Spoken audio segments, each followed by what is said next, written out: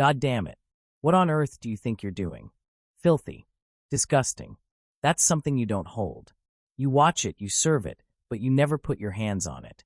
Richard Caldwell's voice cut through the nursery like broken glass. He strode in, his polished shoes silent on the carpet, and yanked the baby girl from Amina Rahman's arms with a force that made her breath hitch. "No, please," she whispered, instinctively adjusting the light chiffon scarf draped over her hair. She just fell asleep. She wouldn't stop crying. "I don't care," Richard barked. "You're the help. You're not her mother. You're not anything." The baby wailed the moment she left Amina's chest. The sound cracked something in the air. Tiny fists clawed desperately, her cries climbing higher, panicked, almost gasping. "Show Layla," I said, "It's okay, sweetheart." "I'm here," Richard tried, his voice strained. But the child cried harder, writhing in his arms, face blotched red. Why won't she stop? Amina stood still, pulse thundering. "I tried everything," she said softly. "She only sleeps if I hold her." Richard's jaw tightened. "Give her back to me," Amina said, her voice steady now. "I said, give her back. She's frightened. You're frightening her." He looked at the child, then at Amina. His eyes were like ice, but there was something underneath, confusion, hesitation, then defeat. He placed Layla back into her arms. The baby curled into Amina instantly, her small body melting into the familiar safety. The crying faded within seconds, replaced by soft, shuddering breaths as she drifted back into fragile sleep. Amina sat on the rug, rocking gently, murmuring without thinking. "I'm here, Habibti. I'm here." Richard stood frozen, silent, watching. That night, no one spoke. But the house felt colder. Hours later, Amina laid Layla in her crib. She didn't sleep herself. At dawn, Mrs. Corey found her in the corner of the nursery, eyes wide, hands still trembling. "She only sleeps with her," the older woman whispered, glancing at the now peaceful child. Richard said nothing at breakfast. His tie hung crooked, his coffee untouched. The second night, Amina tucked Layla in and stepped away. The baby screamed. Mrs. Corey rushed in. Richard tried. Neither worked. Only when Amina returned, arms outstretched and voice soft in Arabic, did Layla calm. The third night, Richard waited outside the nursery. He didn't enter. He just listened, no crying, only a half-hummed lullaby. He knocked. "Amina." She opened the door a crack. "Yes. I need to speak with you." She stepped out, closing the door gently behind her. "I owe you an apology," he said. Silence. "For what?" Her voice wasn't angry, just steady. "For how I spoke to you. What I said, it was cruel. Wrong." She nodded once. "Layla knows what's real. She doesn't care about your money or your family name. She just needs warmth." "I know," he said quietly. "She won't sleep unless she feels safe." "I know," Amina echoed. "And I don't think she's the only one." A beat passed. "I'm not quitting," she said. "Not because of you, because she needs me." "I hope you'll stay," he replied. "For her." "For her," Amina repeated, though something inside her shifted loose. She still didn't trust him. But Layla did. For now, that was enough. The next morning, Amina moved through the house like a shadow. The dining table gleamed, the smell of fresh cardamom coffee hung in the air, but neither Richard nor Mrs. Corey spoke as she passed with a folded blanket in her arms. "Good morning," she said evenly, eyes forward. Mrs. Corey gave a curt nod. Richard looked up from his tablet, jaw tight, but said nothing. It didn't matter. She wasn't here for kindness. She was here for the baby. Upstairs, in the quiet nursery, Layla slept soundly, arms stretched above her head, a sigh slipping from her tiny chest. Amina sat beside the crib, not touching, just watching. The night before still burned behind her eyes. The words, the tone, the way he'd ripped the baby from her arms. It wasn't new, not in the exact words, but in meaning. She'd been told her whole life she wasn't meant to hold, only to serve. But Layla knew better. She clung to Amina like she'd been waiting for her forever. Before we proceed further, I want to take a moment to invite you to be part of something bigger than just this story.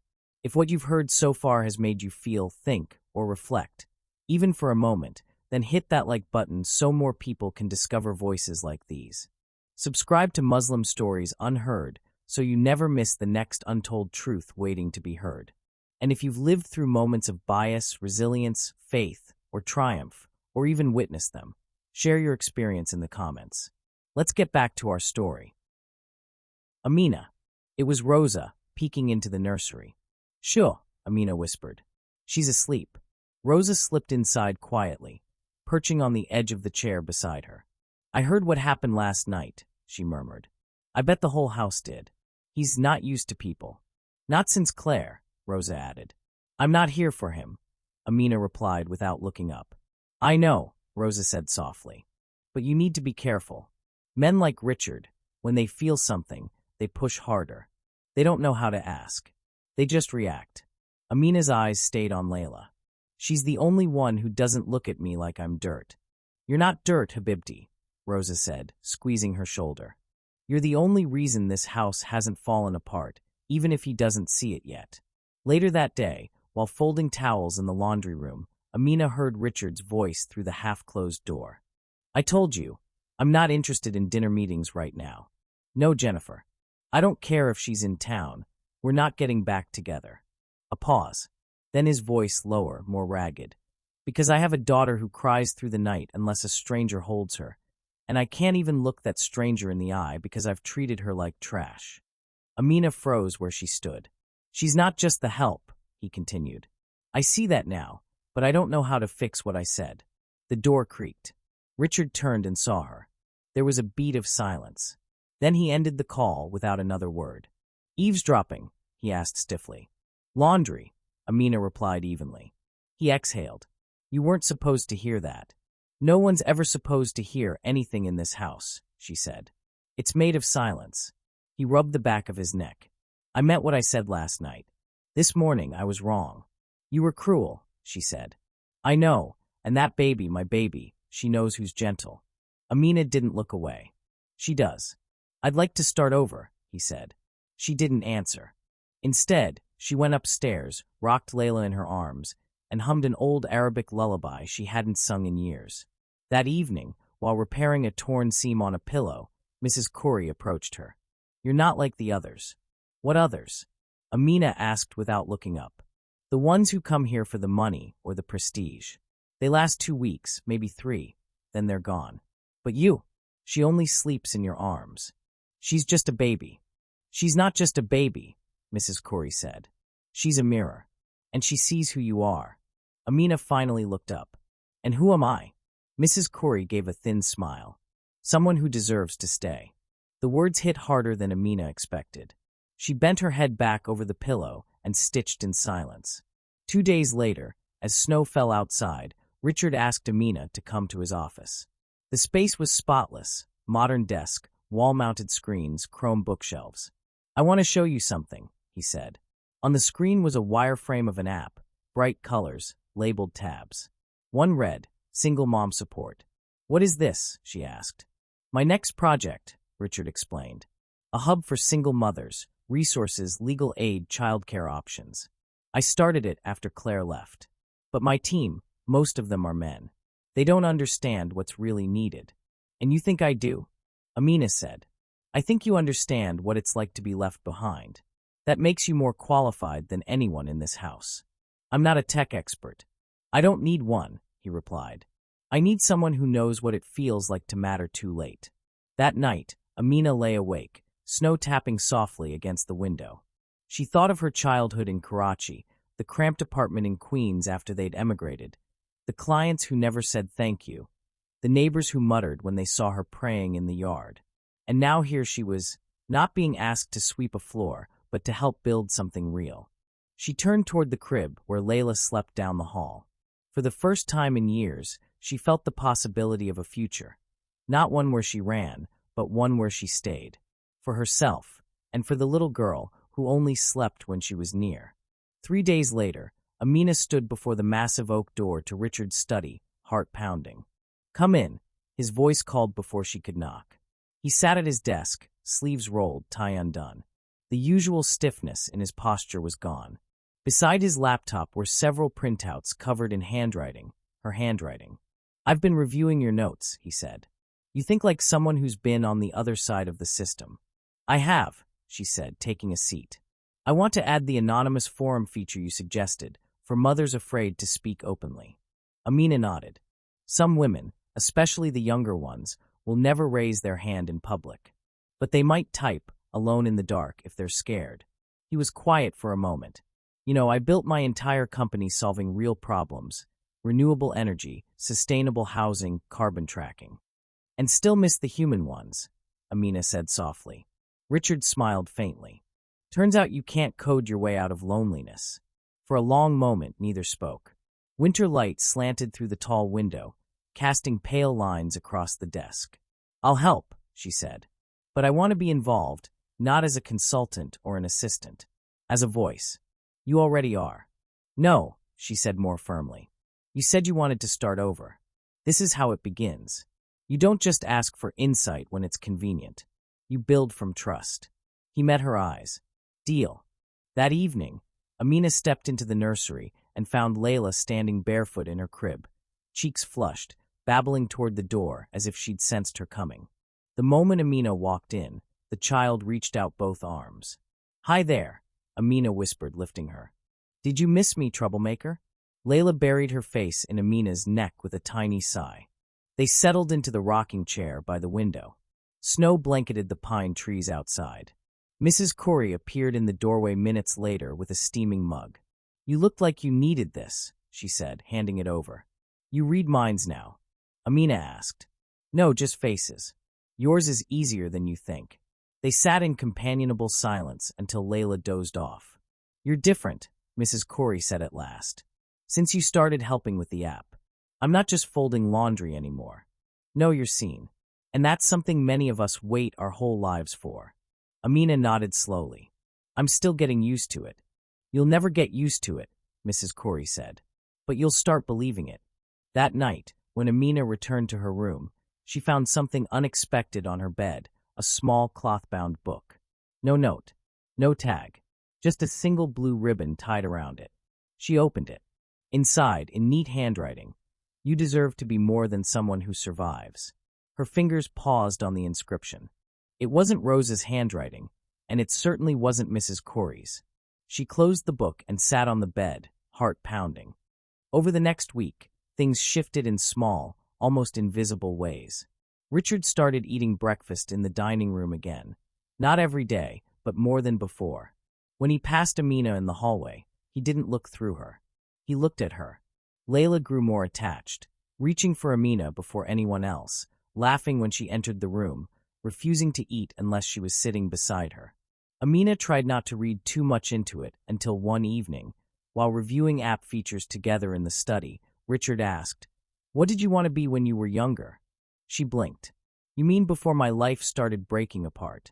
He didn't smile. I mean it. She looked down at her hands. A nurse, she said quietly.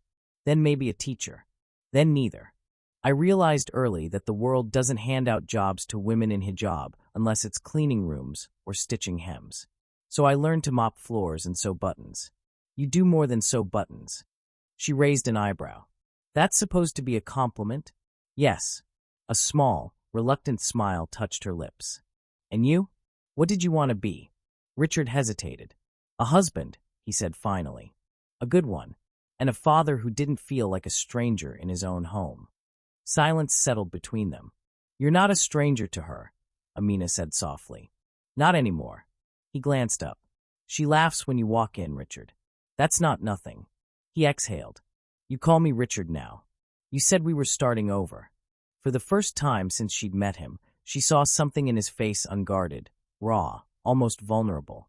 I'm trying, he said quietly. She nodded. So am I. A few nights later, the generator cut out for 2 hours during a snowstorm.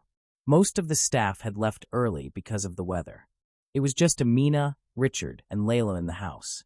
She found him in the kitchen barefoot, sleeves rolled, trying to boil water on a small camping stove. You look ridiculous, she said. I'm aware, he replied. She moved beside him and grabbed the second pot. Let me. He stepped back. You always know what to do. No, she said, shaking her head. But I always do something. That's the difference. A pause. She's cried less this week, Amina added. Because you stopped looking at her like a responsibility, she said. You started holding her like she mattered. Richard nodded slowly. Thank you, Amina. For what? For not leaving. She met his gaze steady. I almost did, she said. Then again, more quietly. I almost did. What stopped you? A faint smile touched her lips. She held on to me, even when I couldn't hold myself. The wind howled outside. The stove hissed softly. And in that dim, flickering light, something between them steadied, not fragile, not forced. Just there. Quiet. Growing. The snowstorm lasted through the weekend.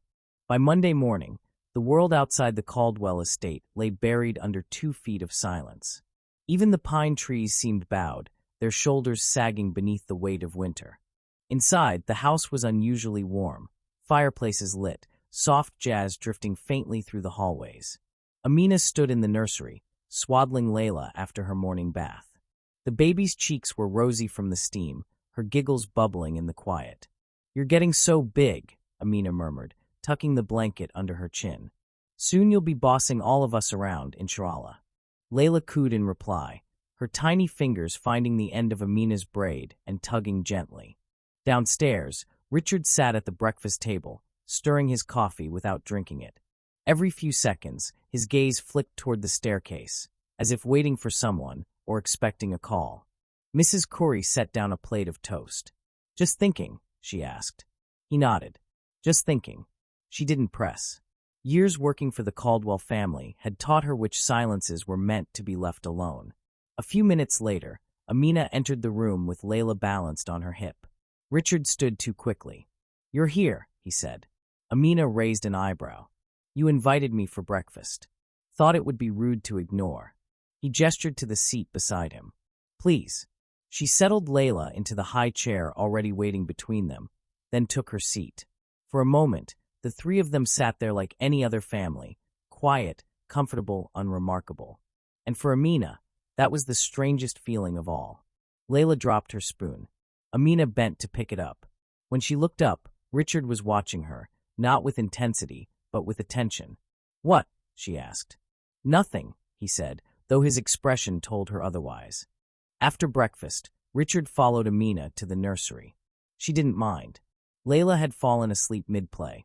Her tiny arms wrapped around the stuffed bear Amina had stitched back together the week before. She's grown fast, he said, glancing toward the crib. Babies do that when they feel safe, Amina replied, gently straightening the blanket. Richard leaned against the doorway, arms folded. I've been thinking about expanding the app, adding a section for caretakers, foster parents, volunteers, people like you. I'm not like them, Amina said, without looking up. Most of them get to go home. He hesitated. What if this became home? She turned slowly. What are you saying? I'm saying, he paused, searching for the words. You've become more than part of the staff. You're part of this place. Of Layla's life. Of mine. Amina stood straighter, her voice even. Are you offering me a job or a future? He blinked, caught off guard. I'm offering you the choice to stay. Not out of obligation, but because you belong here. She studied him, gaze sharp. You can't say things like that without knowing what they mean. I do, he said quietly. And I'm not asking for an answer today. Good, she replied. Because I don't have one.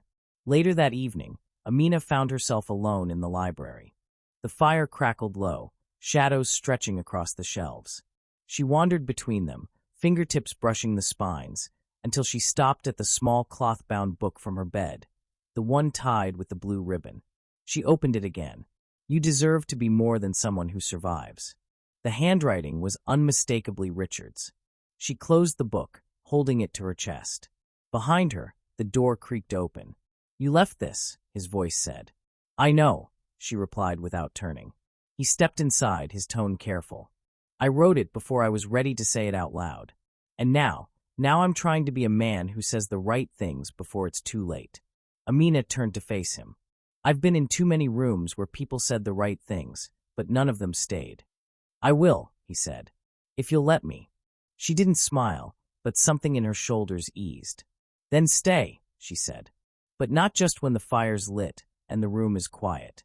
Stay when it's cold, when it's messy. When Layla's teething, when I'm tired, when your schedule is chaos. I will, he said again. Amina nodded once. That's a start. That night, Layla woke up crying around 2 a.m. Amina was already halfway to the nursery when she heard it. But when she opened the door, Richard was there, cradling Layla in his arms, gently bouncing her, whispering a lullaby Amina had sung 100 times in Arabic. He didn't see her at first, but when he didn't flinch. He just kept rocking. She wouldn't settle at first, he whispered. Then I remembered your hum, the rhythm. I tried it. I think it worked. Amina stepped closer, standing beside him. You're doing fine, she said softly. He looked down at the baby, then back at her. So are you. And in the quiet nursery, beneath the sound of the wind outside and the steady breath of a child at peace, Amina realized something terrifying and beautiful. She was no longer waiting to be seen. She already was. It started with laughter. Not loud, not forced, just soft, surprised, and completely unplanned. Amina was carrying Layla through the hallway when the little girl let out a sneeze so dramatic it startled a nearby carved wood cat statue into tipping over. The ancient thing wobbled, teetered, then fell with a muffled thud onto the carpet. Layla burst into giggles, and after a stunned second, Amina joined her. Mrs. Corey poked her head out from the kitchen, eyebrows raised. Was that what I think it was? I think the lion's dead, Amina said deadpan. The housekeeper's mouth twitched. Well, at least she's happy. She's been smiling more lately, Amina replied. Sleeping better, too. She's sensing this shift, Mrs. Corey said. Babies know more than most grown-ups do. Amina glanced down at Layla, who was now trying to grab her necklace. Yeah, she murmured. She knows. Later that day, Richard knocked on the nursery door. You're knocking now, Amina said, glancing up from where she sat cross-legged on the floor, stacking colored blocks with Layla. I'm learning, he said with a small smile. Come in. He stepped inside, holding 2 mugs. I made coffee. You made coffee? She repeated, skeptical. It might be terrible. She took the mug. If I die, Rosa will avenge me. He smiled and lowered himself to the floor beside her, folding his legs like it was the most natural thing in the world. Layla beamed and crawled straight into his lap. Every time I see her do that, Amina said quietly, I wonder how long she waited to feel that safe. Richard looked at the baby, now content and tugging at his sleeve. I think I waited just as long. They sat there for a while, all 3 of them, the silence not awkward but warm. The blocks toppled. Layla clapped. And for a moment, the world outside didn't matter. Until it did. Just after sunset, the phone rang, sharp, shrill, demanding. Richard answered in the hallway. Amina could hear his voice, low but tense, though the words didn't carry. When he returned, his face was different, closed, controlled. What is it? She asked. He hesitated. Claire's coming. Amina's fingers froze mid-fold over Layla's blanket. She wants to see Layla, he said. Why now? I don't know. She didn't say much, just that she's in town and wants to talk. When? Tomorrow. Amina nodded once, stiffly. Right. Richard stepped closer. Amina. No, she said, her voice firm. It's fine. She's Layla's mother. I didn't say that to hurt you. You didn't have to, she replied. It's just the truth. That night, Amina didn't sleep. She lay awake, staring at the ceiling, the baby monitor beside her bed humming softly. Every so often, she glanced at it, as if expecting Layla to vanish. In the morning, she dressed Layla in a soft yellow sweater, the one with the embroidered sun on the pocket. She brushed her tiny curls and hummed as she worked, but her fingers trembled. Richard found her in the nursery, silent and still, holding Layla longer than usual. You okay? He asked. She looks like her, Amina said quietly. Same eyes. She's not her, Richard said. No, Amina replied. She's better. The front doorbell rang. Claire Morgan stood in the entryway like she'd stepped out of a magazine, tall, poised, wrapped in a caramel-colored coat, curls arranged with careful precision. Her smile was hesitant, almost shy. Hi, she said softly. Richard nodded. Claire. Amina didn't speak. Claire's eyes drifted toward Layla, who clung tightly to the fabric of Amina's abaya. She's gotten big, Claire whispered. May I? Amina hesitated. Richard stepped forward. Let me. He took Layla gently from Amina's arms. The baby whimpered, not quite crying, but uneasy. Claire opened her arms, and Richard handed her over.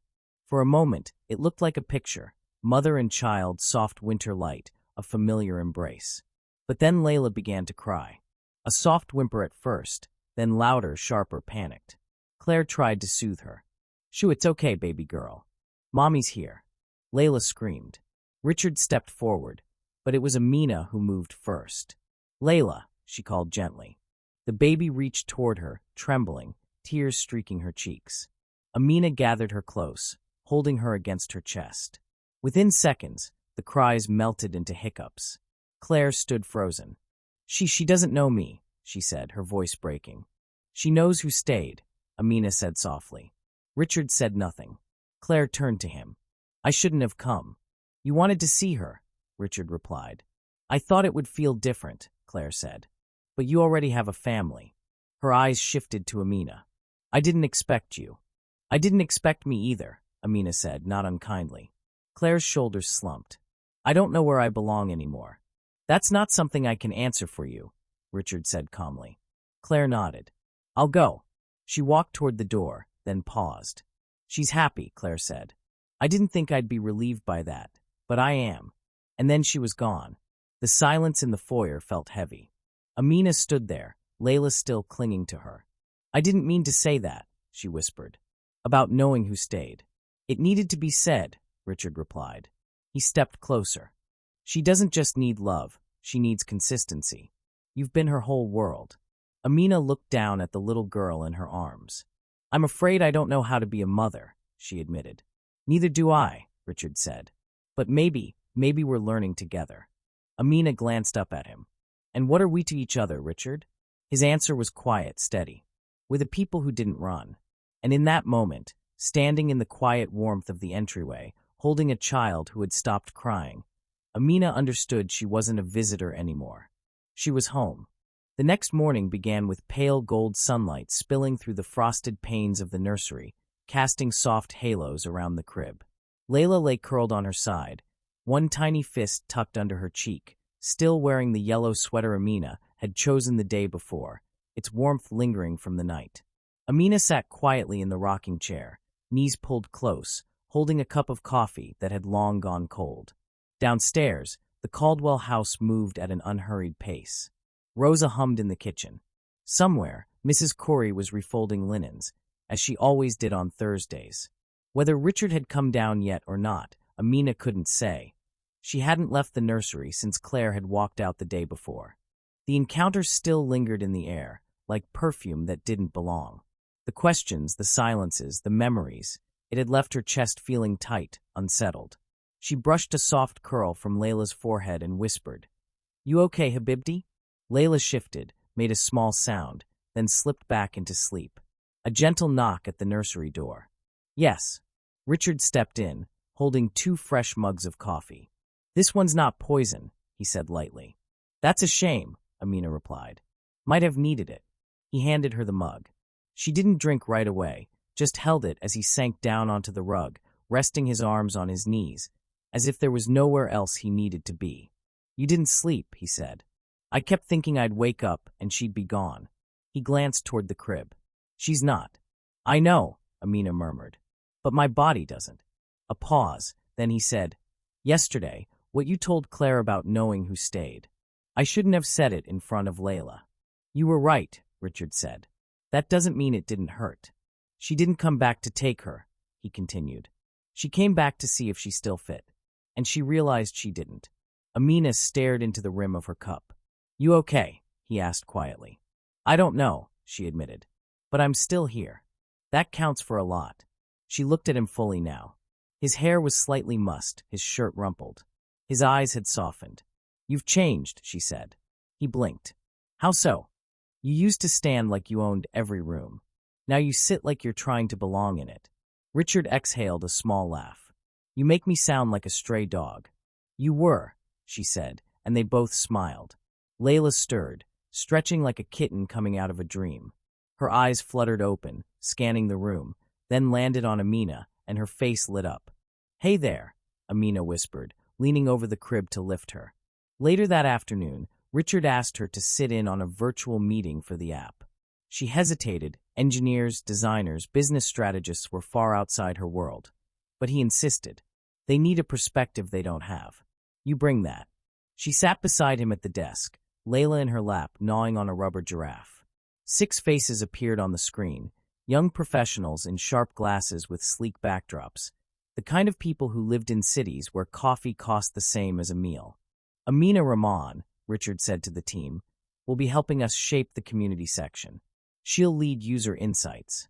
A pause, then a woman named Carly said, "You're the one who suggested the anonymous forums, right?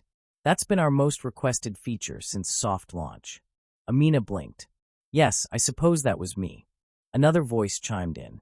"And the bit you said, that sometimes mothers don't have time or mental energy to write long posts, that sometimes they just need to press a button and feel seen, that really reshaped how we design the interface." Amina looked surprised. "I just said what I wish I'd had." The call rolled into more technical talk, but she stayed, taking notes, asking questions. When it ended, Richard turned to her. "Well, terrifying," she admitted. "But also it felt like I mattered." "You do," he said. That night, Richard attempted dinner, unsuccessfully. Amina walked into the smell of something burning and found him fanning smoke away from the stove. "Is that supposed to be lasagna?" she asked. "No. It's a learning experience," he said. She laughed. "Move over." They salvaged what they could. Amina adjusted the seasoning. Richard poured juice for Layla and a glass of wine for himself. The toddler nibbled toast in her high chair, watching them like it was a sitcom. After dinner, they sat around the fireplace. Amina rocked Layla, her breathing already deepening toward sleep. Richard handed her a blanket. "She feels safe here," Amina murmured. "She's not the only one," he said. She looked up. "I want this to last," he said. "Not just the app. Not just Layla sleeping through the night. I want this life to mean something." "If I told you I don't trust permanence," she began. "I'd say I don't either," Richard replied. "But I trust you. And I trust that we're not where we were. That has to be enough for now." Amina looked down at the sleeping child, then back at him. It might be. Spring came early that year. Snow retreated from the grass, crooked stone paths reappeared, and the windows of the Caldwell estate opened again. The house felt as if it were breathing, and so did Amina. Layla began taking small, determined steps, always toward Amina. Richard started coming home earlier, sometimes with groceries, sometimes with forgotten screws for the crib. The man who had once barked at her for touching what he loved no longer existed. One Thursday, Amina was at the garden laundry line pinning Layla's sweaters. The scent of damp soil and daffodils mingled with the faint Motown playing from the kitchen. "Amina," Richard's voice called from behind her. She turned, squinting at the sun. "I need your eyes on something," he said, standing barefoot on the patio, sleeves rolled, a tablet in one hand and a bottle of mango juice in the other. "Juice for the boss," he added. She laughed. "Layla or me?" "You. Layla bit me once today. I learned quickly." In the study, he showed her the new app home screen. "We're thinking of highlighting real stories, anonymous, of course, from mothers, caretakers, anyone who's made it through the hard parts." "Could they leave voice notes?" she asked. He looked at her, surprised. "Why?" "Because sometimes it's easier to speak than to write, especially if you're crying." He nodded slowly. "I'll have the dev team explore that." Later, they sat together on the couch while Layla babbled to a stuffed giraffe on the rug. "Do you ever think we stumbled into this?" he asked. "You, me, her, the app, all of it?" "I think Allah gave us a second chance," she said quietly. "And the first one we both wasted." He tilted his head. "How'd you waste yours?" "I stopped believing in people." "Me too," he said. "But you didn't stop believing in her." "No," she said, nodding toward Layla. "I just didn't know how to show it." "You do now," Amina said. "Because of you," he replied. Her fingers, resting near his, drifted just slightly closer. That evening, as she walked Layla through the garden in a sling, Mrs. Corey called from the porch. "I saw the mock-ups. They're good. Real," the older woman said. "I've seen a lot of projects start in that study, but none ever felt this human." Amina smiled. "He's different now." Mrs. Corey smirked. "He's in love." "I don't know what you're talking about," Amina said quickly. "Then let me put it this way. He only uses the expensive coffee cups when you're in the room." You don't risk breaking $70 ceramic unless you're trying to impress someone. That night, after dinner, Richard walked her to her room. Lily was asleep already, the hallway lit by the soft amber glow of sconces. "I'm flying to New York next week. Investor meetings," he said. "Will you come? You'd be in the meetings as the voice of the users, and with Layla. I don't have a suit. I'll buy you one. I don't have experience. You've lived it." She hesitated, then nodded faintly. "I'll think about it." "I'll wait," he said before walking away. And for the first time, she wasn't afraid of what came next. The next morning began far too quietly. Amina stirred in the second bedroom of the hotel suite, still wearing the sweatshirt Richard had draped over her shoulders the night before. The clock on the nightstand glowed 6:32 a.m., the world outside still a flat gray. Her mind was already racing. She sat up immediately, scanning the room. Layla was curled beside her, warm and peaceful, one small hand clutching Amina's tunic like a lifeline. Her tiny chest rose and fell in a steady rhythm. Safe for now. Amina slipped away carefully and padded into the main room. Richard sat on the couch, coffee in hand, suit jacket half on, shirt only partly buttoned. He didn't look up. "I called the building manager," he said. The rooftop keypad was tampered with. Amina froze. Tampered how? By someone who knew the override code. His gaze lifted to meet hers, jaw tight. Someone on the inside. She crossed her arms. "Jeffrey." Richard didn't argue. "I've already spoken to HR. They're opening an investigation, but without hard proof." "Hard proof doesn't show up in polite meetings," Amina cut in, her voice low, certain. He knew the code. "That's not an accident." Richard rubbed his temples. "You're right, but this company is a nest of politics. Firing someone like Jeffrey clean without something concrete could mean lawsuits and a fight with the board." "You're the CEO," she said. "I wasn't always," he replied quietly. "Some of those men were building their empires while I was still bagging groceries in Baton Rouge." Amina blinked. "You?" He gave a small, humorless laugh. "Yeah, my mother raised me and my sister alone. We ate in shifts. I know what it's like to be underestimated. That's why I built Unity, for people like us." Her voice softened. "Then don't let someone like Jeffrey poison it." He looked at her, really looked. "Then help me." "With what?" "Get close to him. Find out what he's hiding. Off the record, I'll have legal dig quietly. But if he's planning something, I want to know before it hits the press. You want me to spy on him? I want you to protect what you've built." She held his gaze for a long moment. "Fine. But if he tries anything with Layla again—" "He won't," Richard said, his tone hard. "I promise." Later that day, Amina returned to Caldwell Global's headquarters. Her heels clicked sharply on the marble floors. Carla met her with a tight smile and a folder. "He's in the innovation lab," Carla said. "Asked for you." Amina's brow furrowed. "Jeffrey did. He said he wanted to apologize." Amina didn't respond, just walked. The innovation lab was all glass walls and white boards, half Silicon Valley, half science fair. Jeffrey was inside, jotting something on a diagram of software architecture. When he saw her, he smiled, too wide. "Amina," he said, lowering the marker. "Thanks for coming." "You asked for me?" she said evenly. He gestured to a chair. "Sit." "I'll stand." Jeffrey nodded like he'd expected that. "About yesterday. I know how it looked, but I didn't touch your kid." "You shouldn't have been anywhere near her," Amina said. "I know, and I'm sorry." She studied him. "You left the board meeting early yesterday. Wasn't feeling well. Gave you time to override a rooftop lock." His eyes narrowed. "Are you accusing me of something?" "I'm just connecting dots." Jeffrey chuckled, stepping closer. "You know, for a maid-turned-tech savior, you've got quite the bite. And you've got quite the ego for someone under investigation," Amina replied without flinching. His smile vanished. "You think I'm stupid? You think I don't see what's happening here? You're living in the boss's penthouse, whispering in his ear, using his daughter as a pawn." Amina's hands curled into fists. "You don't belong here," he said, his voice low and cold. "You belong back in a laundry room." "Say that again," Amina said quietly. But he just smirked and turned back to the whiteboard. She walked out, chest tight, breath sharp. Back at her office, Richard was waiting. One look at her face told him enough. "He's not sorry," she said. He's planning something. And he's watching us. Richard shut the door. Then we moved first. He handed her a manila envelope. Inside were documents, financial records, transfer logs, lists of names. We found an offshore account tied to him, Richard said. Money moving from one of our subsidiaries to a shell company. If we can prove it's his, it's over. Amina flipped through the pages. You think he's embezzling? I think he's stealing more than money. I think he wants Unity gone.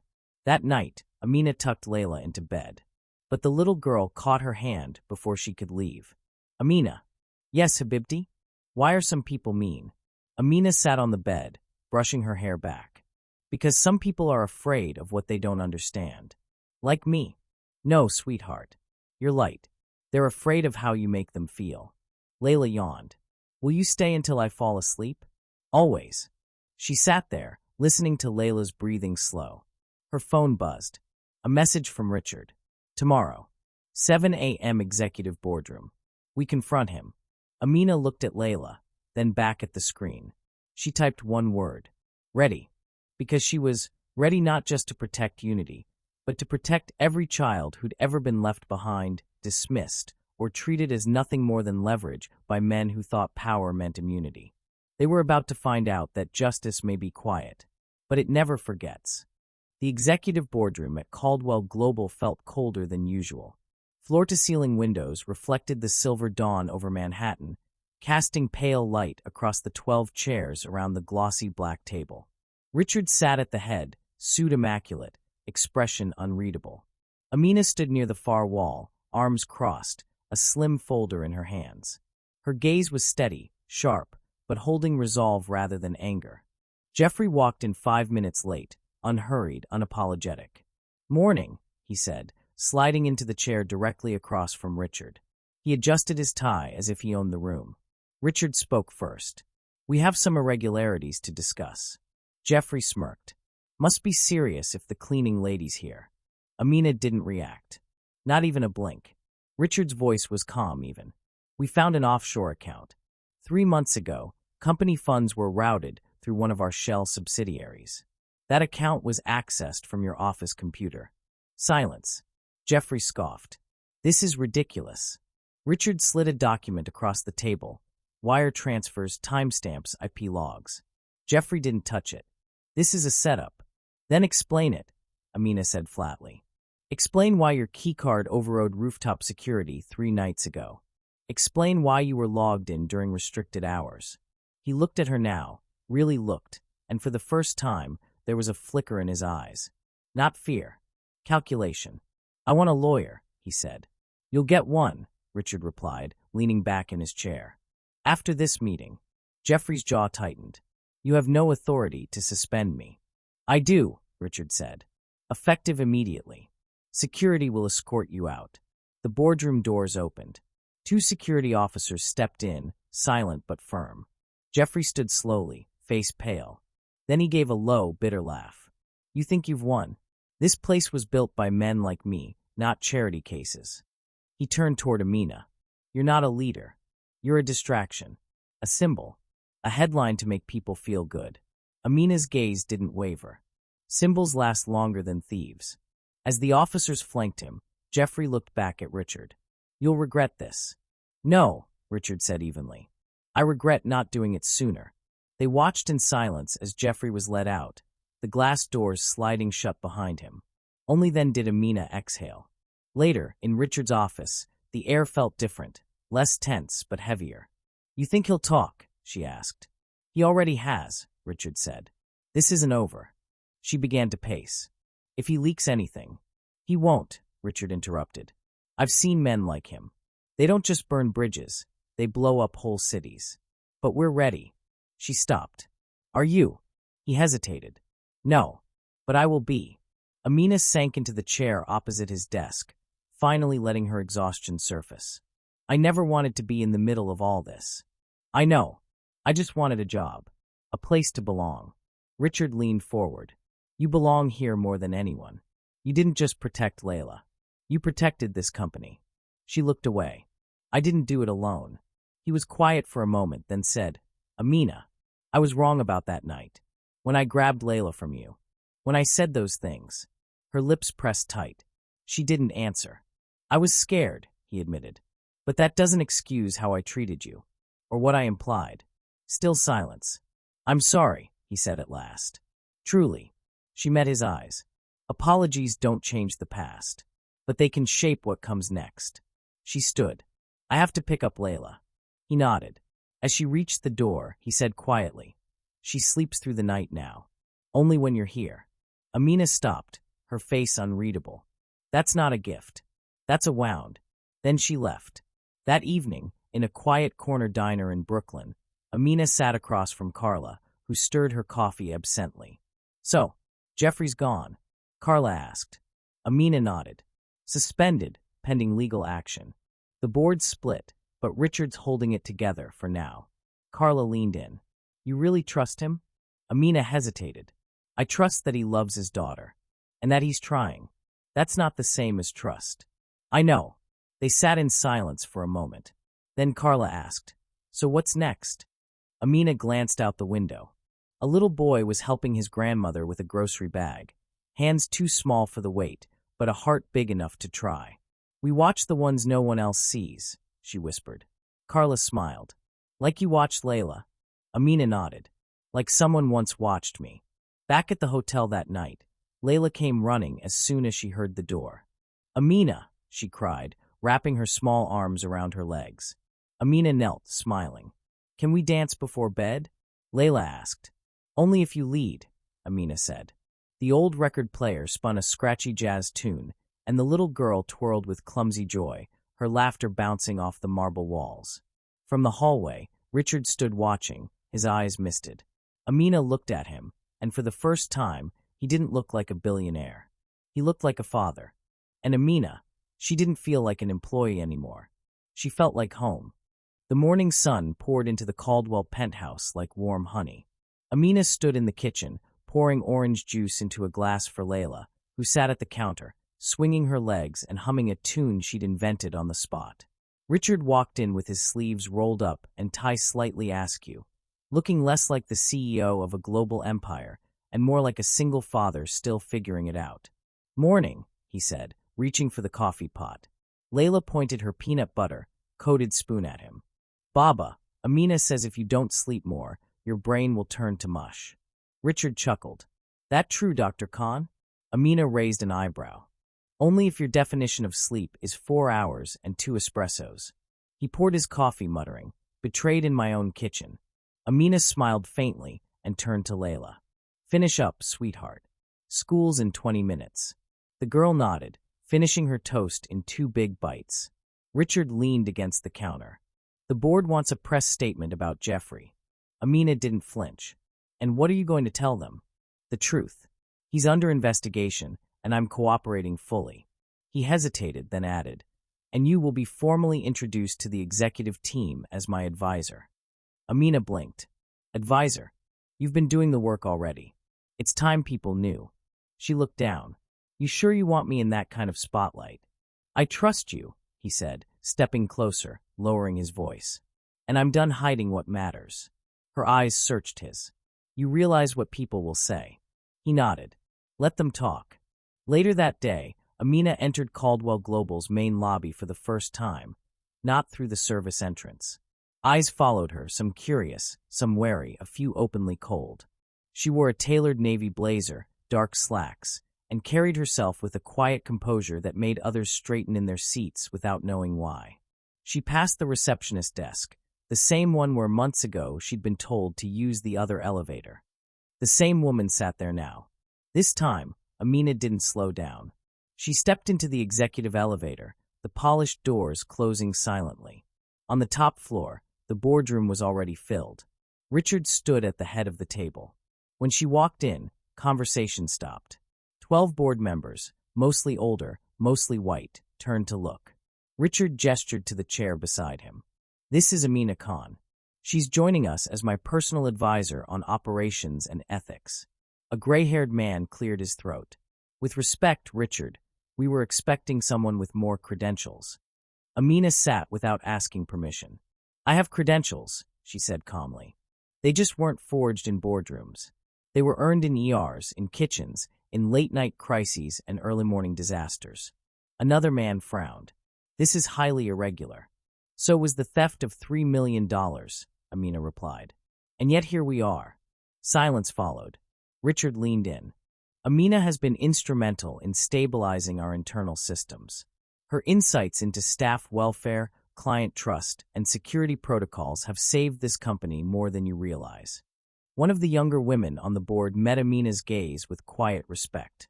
Welcome. Amina nodded once. Thank you. That evening, Amina sat on a bench outside the hospital. The air smelled of summer rain and damp concrete. Carla joined her, handing over a paper cup of coffee. You sure you're ready for that world? Amina accepted the cup. I'm not sure of anything, except that I won't be dismissed again. Damn right you won't, Carla said with a grin. The way you silenced that guy. What was his name? Bradshaw. Bennett. I thought his face was going to melt off. Amina smiled faintly. I wasn't trying to humiliate him. No, Carla agreed. But it's fun when it happens anyway. They both laughed. Then Carla's tone softened. You ever think about leaving? Leaving what? This city. This mess. Starting over somewhere else. Amina stared out at the streetlights. I used to think about running every day. But I realized if people like us keep running, there'll be no one left to fight for the ones who can't. Carla studied her. You're not the same woman you were 6 months ago. Amina turned to her. None of us are. That night, back at the penthouse, a cry broke the stillness. Amina had been asleep on the couch when she heard it. She didn't hesitate. She ran upstairs. Richard was already holding Layla, but the girl was trembling, her voice breaking. Baba, don't leave. Don't let them take you. Richard rocked her gently. I'm not going anywhere, Habibti. Amina stepped closer. Layla opened her tear-streaked eyes. Amina, she reached out. Richard handed her over without pause. Amina sat on the bed, cradling the girl. You're safe, my love. No one's taking anyone away. I dreamed Baba was gone, and I couldn't find you, Layla whispered. Richard sat beside them. But you found her, didn't you? Layla nodded against Amina's shoulder. Then nothing else matters, he said softly. They stayed like that for a long while, until Layla's breathing slowed. Even as she drifted back to sleep, her fingers clung to Amina's.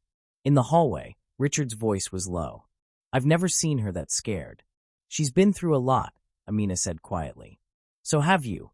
He met her gaze. We all carry something. Stay for dinner tomorrow, he added. Just us three.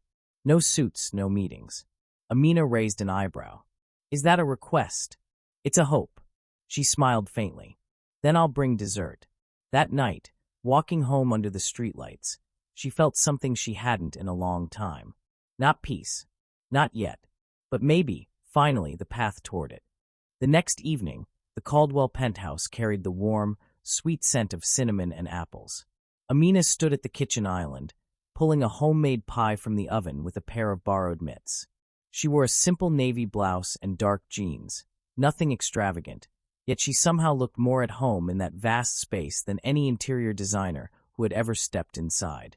Something smells dangerously good, Richard said as he walked into the room. It's legal in 49 states, Amina replied, setting the pie on the marble counter. Can't speak for Nevada. Richard smirked. Is that your way of telling me to brace myself? No, she said, handing him a fork. It's my way of telling you to sit down and be quiet before it cools. Layla came racing in, her braids swinging with each step. Pie. Richard caught her mid-leap. Dinner first, pie later. Layla pouted, but Amina leaned down with a grin. And remember, pie tastes better when you've finished your broccoli. Layla groaned theatrically and trudged toward the dining table. Dinner was loud, filled with Layla's animated retelling of how her art teacher's parrot had escaped during class and bitten the vice principal. Richard kept laughing with his mouth full. Amina watched them both, her expression that of someone stepping into sunlight after years in shadow. After dessert, Richard leaned back in his chair, studying her. How did you learn to cook like that? She shrugged. You learn quickly when you're broke, and all you've got is a bag of apples and a stubborn grandmother. He smiled at that, but then his expression turned more serious. Can I ask you something? Go ahead. Why didn't you walk away, after everything? After I accused you, after I shouted at you. Amina's fork touched her plate with a soft clink. She lifted her gaze, steady and calm. Because Layla needed me, and I wasn't going to let your anger turn into her wound. Richard exhaled slowly. You never owed me that kind of grace. No, Amina said simply. I didn't. A comfortable silence settled between them. In the corner, Layla had curled up in a chair with a book, lost in her own little world. Richard's voice softened. You saved her. Not just that night, but every day since. Amina's eyes lowered briefly. She saved me too. Emotion tightened his throat. I don't say thank you enough. You don't have to, she replied. I know, but I will anyway. He met her gaze. Thank you, Amina. Her eyes softened. You're welcome. 2 days later, Amina stepped into the Caldwell boardroom with a different kind of presence. Under one arm, she carried a slim leather folder.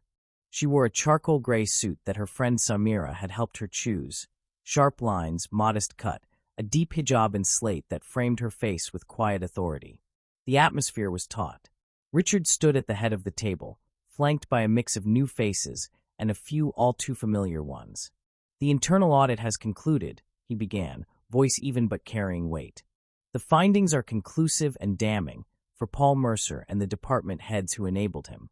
Financial misappropriations total over $8 million. Several shell companies. Bribery. Fraudulent vendor contracts. He paused, letting it sink in. The evidence has already been submitted to federal investigators. A few of Paul's former allies shifted uncomfortably. And who uncovered all of this? One board member asked, his tone laced with skepticism. Amina stepped forward. I did, with the help of 2 junior analysts and an intern, 3 people who, until now, this company had barely noticed. One older man gave a short, dismissive laugh. Feels theatrical. Amina didn't flinch. What's theatrical is pretending corruption hides in darkness. It doesn't. It survives in silence, wrapped in courtesy, in people too comfortable or too afraid to speak. She opened her folder and slid a stack of documents down the polished table. Here's proof.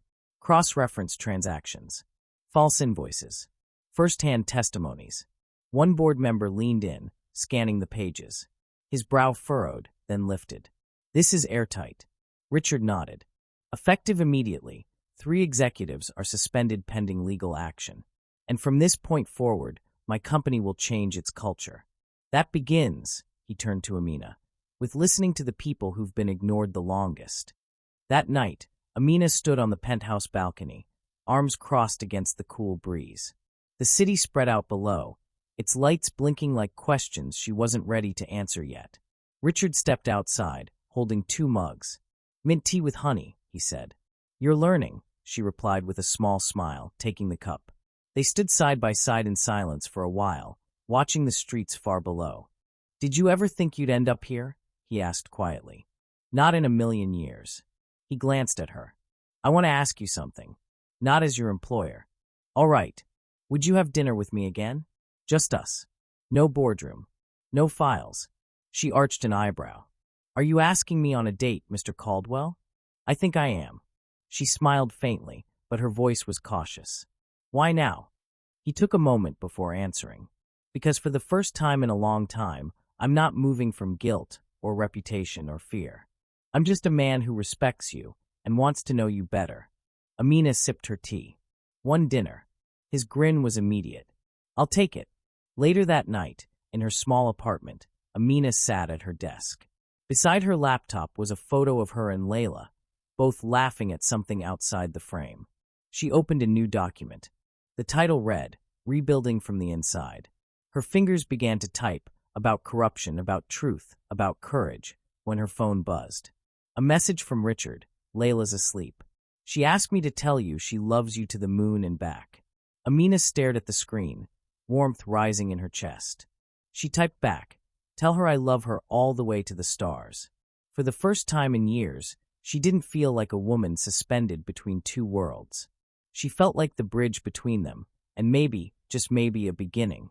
The restaurant was tucked away on a quiet block in the West Village, the sort of place where no one pulled out a phone for selfies, and the lighting seemed designed to hide secrets.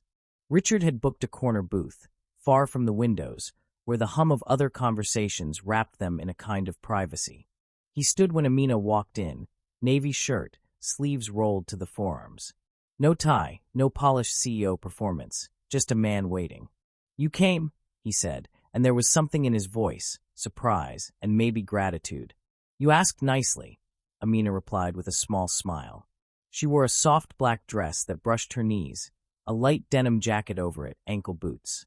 No designer labels, no effort to play a part, just herself, unapologetically. They didn't even open the menus at first. "So," she asked, "how does a man like you even know about a place like this?" "My driver," Richard said easily. His wife used to be the chef here. Said it's the only place in the city that still makes bread pudding like her grandmother used to. Amina raised a brow. "Bread pudding.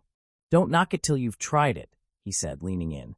They ordered simple meals, roasted chicken, wild rice, red wine. The conversation came slower than usual, not from awkwardness, but because both seemed intent on actually seeing each other.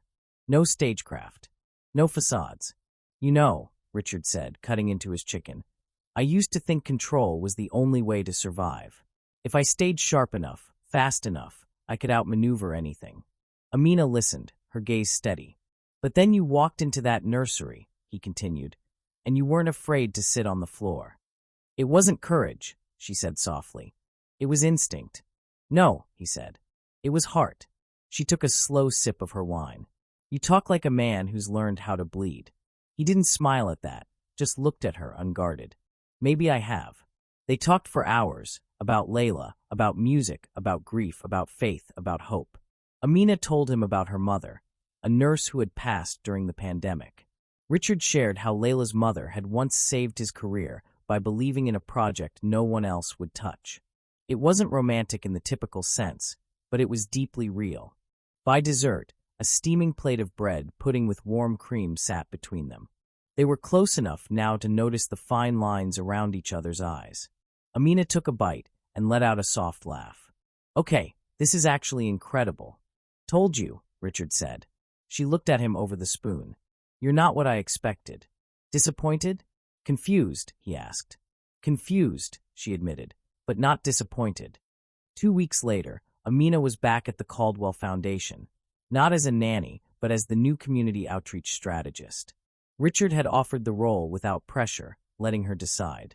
When she accepted, the staff whispered, speculated, raised eyebrows. Amina ignored it. She didn't know anyone her piece. Carla, however, cornered her one afternoon in the elevator. "You know," she said, arms folded, "I was wrong about you." Amina tilted her head. "What do you mean?" "I thought you were a charity case, a soft story. But you're not. You're still wrapped in grace." Amina blinked. "That almost sounds like a compliment." "It was," Carla smirked. "Don't get used to it." One rainy Saturday, Richard showed up at Amina's apartment. No suit, no chauffeured car outside. Just him, holding 2 cups of coffee and a paper bag of pastries. "You busy?" he asked. "That depends," Amina said, opening the door wider. "Is one of those for me?" He handed her a cup. "Hazelnut. 2 sugars." She smiled. "You're getting dangerously close to knowing me too well." They settled onto her worn sofa, rain tapping softly at the windows. Layla was at a sleepover, and for once the world felt still. "You ever get scared?" Richard asked after a while. "Of what?" "This. Us. The noise around it." Amina thought for a long moment. "I get scared when people fall in love with the idea of me more than the reality. When they don't know what to do with the parts of me that are messy, complicated, loud." "And me?" he asked. She leaned back, meeting his eyes. "You scare me because you see the mess, and stay anyway." He reached for her hand, warm and steady. "Then let's be scared together." She didn't answer in words, just rested her head on his shoulder and let the silence carry the weight for them both. The fundraiser gala arrived like a tidal wave, black ties, glittering gowns, champagne flutes catching the light of crystal chandeliers. The ballroom hummed with polite laughter and the faint click of photographers' cameras. Richard was the keynote speaker, and Amina stood near the back, wearing a deep emerald gown borrowed from Carla. Carla had insisted she wear something that would make even the most jaded board member look twice. When Richard took the stage, his voice carried easily over the clink of glassware. "Tonight," he began, "we're not here because of money. We're here because of stories. Because someone believed when no one else did. Because someone sat on a nursery floor in the quiet dark and held my daughter when she couldn't sleep. Because strength doesn't always show up in headlines or handshakes. Sometimes it's quiet kindness." His eyes moved slowly across the room until they found hers. His voice softened. "And sometimes you meet someone who reminds you who you could have been, if only you'd listened sooner." The applause came hesitantly at first, then swelled into something warmer, something real. Amina's pulse thrummed in her ears, but she didn't look away. Later, out on the terrace, the city lights shimmered beneath a clear night sky. She found him standing alone, hands in his pockets. "You really said all that?" she asked. "I meant every word," he replied. She shook her head with a faint smile. "You're going to ruin your reputation." He stepped closer, his tone light but his eyes serious. "Maybe it's time I built a new one." And under the stars, beneath a sky that felt full of change, Richard Caldwell did something he had never imagined he'd do months ago. He kissed the woman who once slept on the nursery floor to comfort his daughter. For the first time, it didn't feel like falling. It felt like flying. The morning after the gala, the world felt different. Not in the loud, cinematic way, but in the quiet, almost imperceptible shifts that only people in love notice. The winter light through the penthouse windows felt warmer. The air held less weight. Amina stood barefoot in her small kitchen, making scrambled eggs in a pan that had seen better days. Richard leaned against the counter, sipping coffee as if he'd done it 100 times before, though it was only the second. "I could get used to this," he said, voice still rough from sleep. "To what?" "Burnt toast and lukewarm eggs," she asked without looking up. "To you," he said simply. She froze for a beat, spatula hovering midair, then gave a soft laugh. "You're dangerous when you're honest before 8 a.m. He took a step forward, sliding his arms around her waist from behind. "I meant what I said last night. I'm tired of building walls. Tired of pretending I'm too busy for life." Amina leaned into him. "Then don't. But know this, loving me doesn't come with polish. I'm not the kind of woman who smiles for the papers or fits in at donor dinners." "I don't need you to fit," he said. "I just need you to stay." Later that week, Amina returned to the Caldwell estate, not to work, but for Layla. The little girl had refused to sleep without her since the gala night. Therapists had suggested routines, transitional objects, music therapy, even aromatherapy. None of it worked. Only Amina's voice at bedtime would settle her. When Amina walked in, the house felt different. Less like a monument, more like a home. Fresh flowers in the foyer, a child's drawing taped to the fridge, toys scattered in happy disarray. It was as if Layla's spirit had begun to breathe again, and so had the house. "Amina." Layla came running down the hall, arms open, curls bouncing. Amina knelt, scooping her up. "Hey, Habibti. Did you miss me?" Layla nodded furiously, burying her face in Amina's neck. "Daddy said you might not come," the little girl whispered. Amina glanced up. Richard stood nearby, guilt shadowing his eyes. "I told her I hoped you would," he said softly. "She's not a hope," Amina said. "She's a responsibility." "I know," he whispered. "And I'm trying." That night, Amina stayed. She read Layla 2 books, sang the lullabies from her own childhood, and sat beside her bed until the girl drifted into sleep. Richard watched from the doorway, arms crossed, his face unreadable. Afterward, they sat on the patio, the garden lights flickering like fireflies. "Do you regret it?" he asked. "Regret what?" "This thus. Staying connected to all of this. The noise. The imbalance." Amina stared out into the dark. "Sometimes I think I was born outside the gates. And now I'm sitting in a palace pretending I belong." "You do belong," he said. Her eyes sharpened. "Do I? Or am I just the exception people talk about but never truly accept?" Richard reached across the table, his hand finding hers. "You're not an exception. You're a correction. You remind people what real looks like. And if that makes them uncomfortable, good." But the world didn't stay quiet. The press found out, first whispers, then full headlines. Billionaire Caldwell romantically linked to former nanny. Paparazzi followed Amina outside her apartment, and reporters lingered near Layla's school. Carla stormed into Richard's office one morning with a tabloid in hand. "We have a problem." Richard glanced at the headline. No, they have a problem. We have a choice. And what's that? To rise above it or give in to the noise. Then rise fast, Carla said. The board's restless. Investors are nervous. Later that day, Amina sat across from him, pale but composed. I didn't sign up for this, she said. I know, Richard replied. And I'm sorry. I'm not afraid of them. But I am afraid of what this does to Layla. She's already had too much instability. He nodded. Then we do what's best for her, together. That night, Amina wrote a letter. Not to the press, not to the board, but to Layla. Sweet girl, one day you may hear stories about me. Some kind, some cruel. People will talk about where I came from, what I wore, how I looked at your father. But none of them will know what it meant to hold your hand when you couldn't sleep, to hear your laughter return after weeks of silence. I came into your life to help you rest, but you helped me rise. I hope one day, when you're older, you'll know this truth. Family isn't always blood. Sometimes it's the one who sits beside you in the dark and stays until morning. Love, Amina. She folded it carefully and placed it in the drawer of Layla's nightstand. By week's end, Richard held a press conference, not to defend, but to declare. I've spent years building a company, winning accolades. None of it matters if I can't stand beside the people who've changed my life. Amina Khan is not a scandal. She's a gift. She's not here because she wanted a seat at the table. She was the table. She has loved my daughter without condition. She has challenged me to be better. And I will not apologize for choosing heart over headline. The room fell silent, then erupted in murmurs. Backstage, Amina crossed her arms. You didn't have to do that. Yes, I did. I never wanted to be a cause. You're not, he said. You're my choice. And with the world watching, judging, whispering, Richard Caldwell took her hand. Not to shield her, but to walk beside her. From that moment on, they weren't a billionaire and his nanny.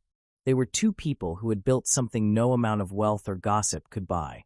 A life, a family, a future together. It was a rainy Saturday morning when the letter arrived.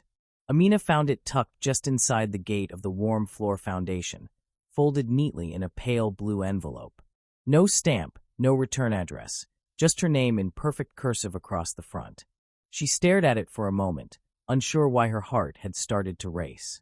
When she opened it, her breath caught. Amina, I don't know if you remember me. My name is Samira.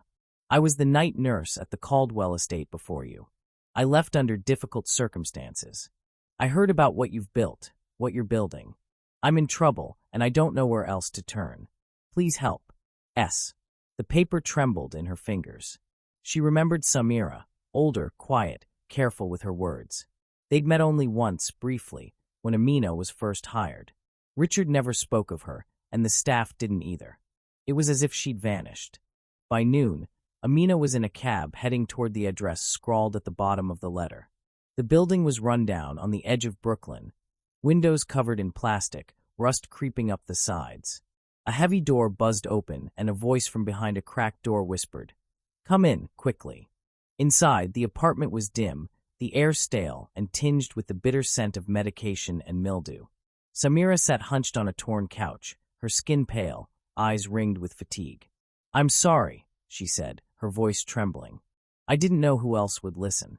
You're the only one who didn't walk away from the fire." Amina sat beside her. "Tell me what happened." Samira's hands shook as she pulled a folder from under a cushion. "I made a mistake years ago. I saw something at Caldwell Global. I didn't want to be involved, but I couldn't unsee it. Then suddenly I was gone. My name off the staff list. No references. No pension. I've been living in the cracks ever since." Amina opened the folder. Inside were old documents, internal emails, scans of checks with forged signatures. A part of her didn't want to know, but another, louder, part knew she couldn't walk away. "They buried you," Amina said softly. "No," Samira whispered, eyes wide. "They buried me because I saw what they did, and because I was going to talk that night." That night, Amina didn't sleep. She sat in the foundation office, lights off, rain tapping against the windows like impatient fingers. The documents lay spread across her desk like broken bones. Some of the names were familiar, board members, executives, even a few who had fought Richard's recent reforms. She called him. "Richard, we have a problem." By Monday morning, Richard was in the foundation office, sleeves rolled, face tight with anger. He read each document slowly, his expression hardening. "This is real," he said at last. "And it goes back more than a decade. They did to her what they almost did to me," Amina said. Richard nodded. "We go public." "No," Amina said firmly. "Not yet. If we move too early, they'll bury it again. We make it personal. We show what this kind of power does to people, to women, to workers. We bring the story back to the ground where they can't ignore it." Richard's jaw tightened. "Then we're going to need allies." And they found them. Over the next 2 weeks, Amina met with journalists who still remembered her name, with women who had worked under the same men, with former board assistants who knew too much and were paid too little. One by one, they began to speak, quietly at first, then louder.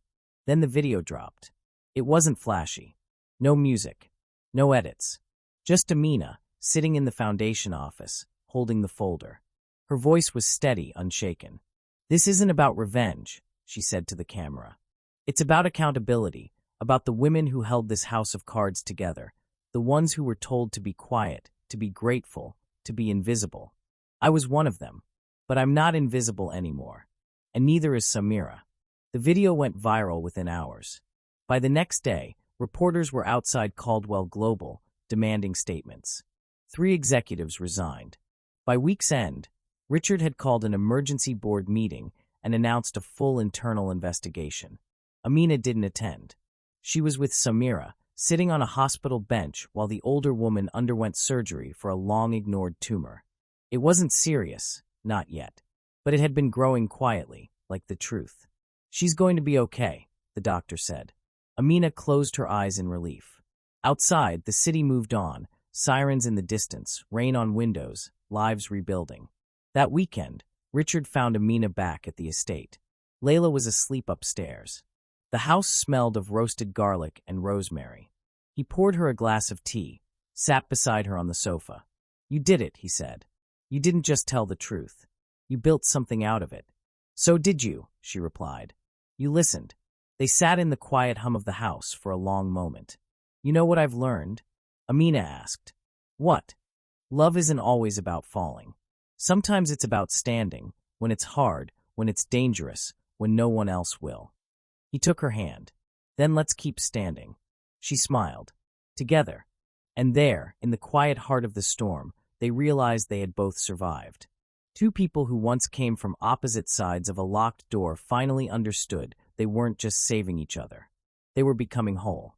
The story reminds us that true compassion often goes unnoticed, until it touches the heart that's been closed for too long. Amina's quiet act of love, curling up on the nursery floor night after night to comfort a child who wasn't hers, proved that dignity has nothing to do with wealth or status, and everything to do with character. It wasn't the public moments or the applause that changed the course of their lives. It was the small, steadfast sacrifices, the whispered lullabies, the late-night vigils, the choice to stay when it would have been easier to walk away. Sometimes it's not the grand gestures that awaken people to what truly matters. Sometimes it's the silent ones, the moments no one photographs, that leave the deepest mark. For Amina, for Richard, and for Layla, those moments became the foundation of something stronger than scandal, stronger than circumstance. A life built not on image, but on presence. A family defined not by blood, but by the courage to stand together in the dark, until morning came.